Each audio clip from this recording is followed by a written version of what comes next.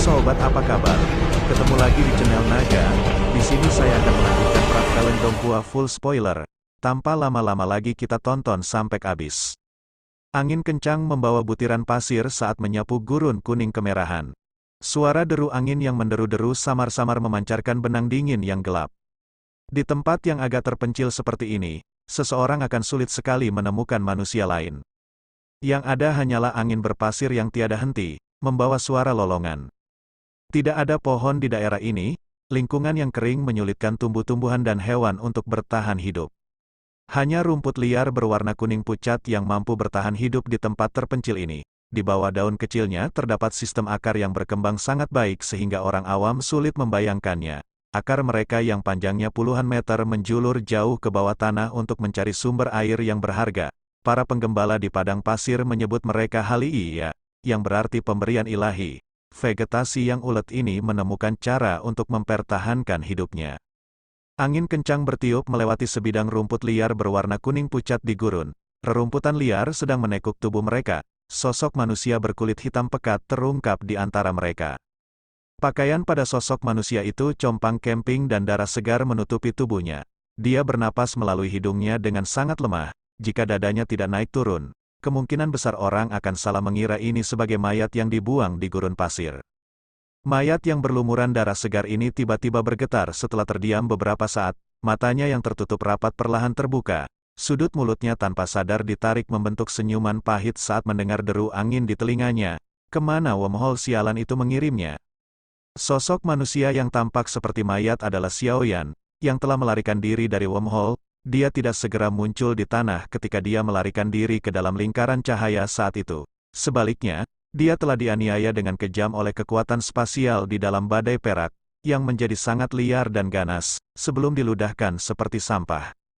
Karena tubuhnya telah dirusak dengan kejam oleh kekuatan spasial, Xiaoyan saat ini menderita luka dalam yang serius. Dia bahkan tidak mempunyai kekuatan untuk berdiri. Sudah hampir 1 hari sejak dia diludahkan. Dia telah terbaring seperti mayat sepanjang hari, perlahan-lahan menyerap energi alami dan dengan hati-hati mengisi ulang tubuhnya yang rusak parah.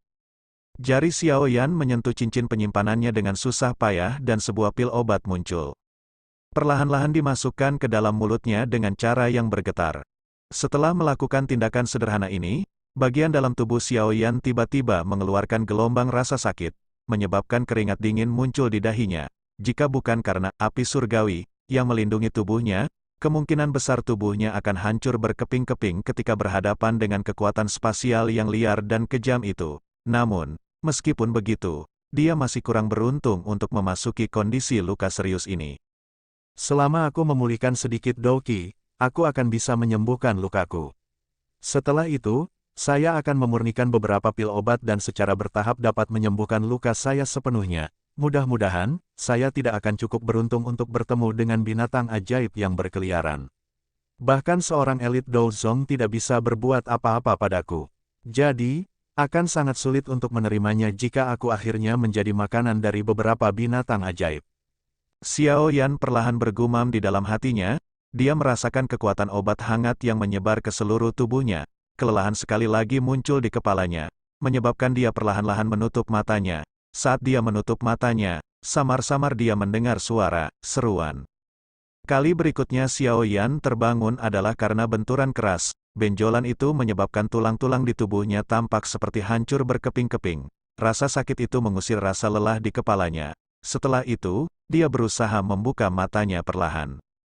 Langit-langit besar memasuki matanya. Jari Xiaoyan dengan lembut mengusap titik di bawah tubuhnya saat tatapannya menyapu sekelilingnya. Segera, dia mengerti di mana dia berada. Dia berada di dalam gerbong. Dengan kata lain, dia ditemukan oleh seorang pejalan kaki di atas rumput. Tatapan Xiaoyan menyapu tubuhnya dan menemukan bahwa bekas darah telah terhapus. Bahkan jubah hitamnya yang compang camping telah diganti oleh seseorang. Saat ini dia mengenakan pakaian linen yang sangat kasar. Xiaoyan melihat pakaian di tubuhnya dan tertegun sejenak. Setelah itu, dia tiba-tiba teringat sesuatu dan buru-buru mengusap tangan kanannya. Dia hanya menghela nafas lega setelah mengetahui bahwa cincin penyimpanan masih ada di sana. Tirai kereta dibuka sementara Xiaoyan menghela nafas lega.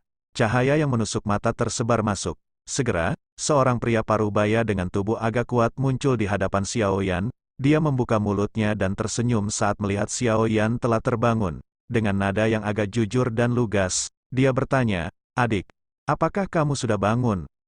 Mata Xiao Yan menyapu pria parubaya itu.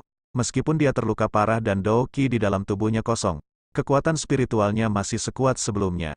Dia segera melihat kekuatan orang ini. Puncak kelas Douling, langkah menuju kelas Dou Wang hanya berjarak dekat.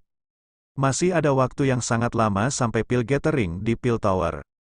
Jika lukaku sudah sembuh total, aku mungkin bisa menjelajahi dataran tengah ini sedikit dan menanyakan tentang Hall of Souls.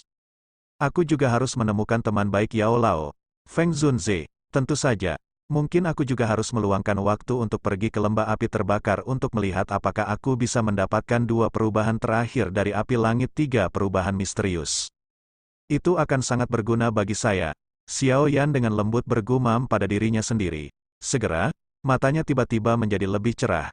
Selain itu, aku juga perlu menanyakan tentang klan misterius di belakang Sun Er. Diriku yang sekarang akan segera mendekati persyaratan yang telah ditetapkan Sun Er saat itu. Pikiran ini melintas di hati Xiao Yan. Sesaat kemudian, dia menghela nafas panjang. Dia mengusap keningnya dan merasakan perasaan kosong di dalam tubuhnya. Giginya tanpa sadar terkatup rapat dengan cara yang kasar saat dia dengan paksa menggerakkan kakinya yang tidak patuh ke posisi latihan bersila. Tangannya membentuk segel latihan saat dia perlahan menutup matanya. Terlepas dari apa yang terjadi, memulihkan kekuatannya adalah hal yang paling penting. Hal ini terutama terjadi ketika dia berada di tempat yang asing.